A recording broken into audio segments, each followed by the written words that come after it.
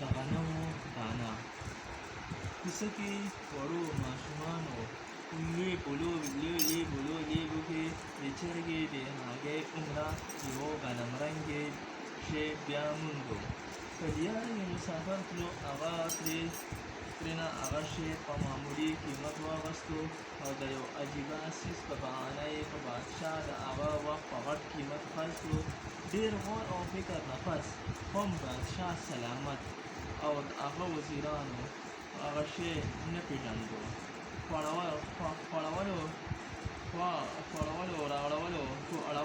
اړولو کې چې هغه شی د بادشاه د لاس نه پرېوتو او یو چرګې پرې ورټینګه کړه، نو معلومه شوه چې دا خو د غنمو دانه ده. ټول بې کچه حیرانه شول چې د غنمو دانه او دومره غټه بادشاه سلامت ورته وکړو. عالمان دې دا خبره معلومه کړي چې دا کیسه مغلیان چېرته پیدا کېږي.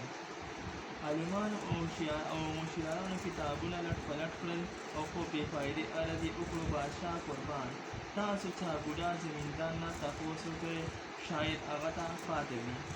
بادشاه فرمان جاري کړو او ډېر زر یو بوډا زمیندار چې ټول رپېدو، په همسا ګرځېدو، په غوږونو کوڼ او په مشکله یې نظر لګېدو، بادشاه سلامت ته پیش کړی شو. هغه زمیندار هغه دانه ډېره لاس کې راواړوله او ډېرې حیرانتیا سره یې عرض وکړو، بادشاه سلامت، ما خو د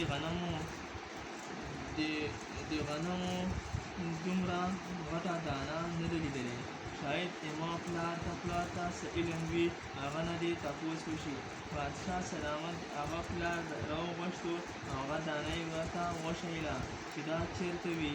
پلار زمیندار هغه دانې ته په غور وکتل، ویل ما خو دومره غټه دانه نه ده لیدلې، لیکن د موږ زمانه کې د غنمو دانې د نن سبا د دانو نه ضرور غټې وي. تاسو د ما د پلار نه تپوس وکړئ، هغه ته به ضرور پاتې وي. بادشاه سلامت نیکه زمیندار طلب وکړو او د هغه په حاضرېدو دربار حق بد حیرانه شو. ویل یې چې هغه ښه چابک، بغیر همسا، بغیر کونډې، په غوږونو روغ او نظر یې ښه تېز و. هغه د غنمو دانې ته وکتل، ویل یاره ډېره موده پس مې داسې دانه ولیده، ما ته خو یې خپله ژوندګیتوب هلکوالي رایاده کړه.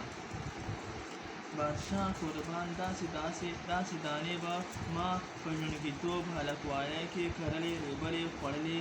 تاسو داسې دانې په څو روپۍ من خرڅولې.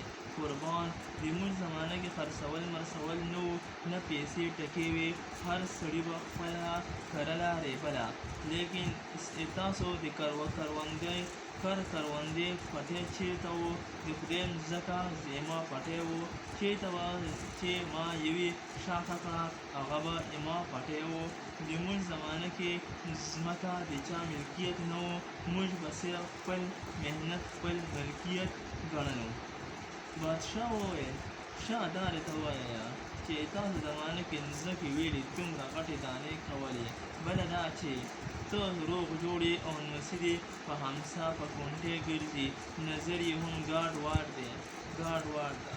قربان، خبره دا ده چې انسان محنت کام کړو، د بل په محنت یې خېټه واچوله او اول خلکو د فطرت مطابق ژوند تېرولو، ځکه تکړه وو. دغه وجه ده چې اوس هم زه د لمسۍ د زامنو نه تکړه یم. په شکریه د پښتنو.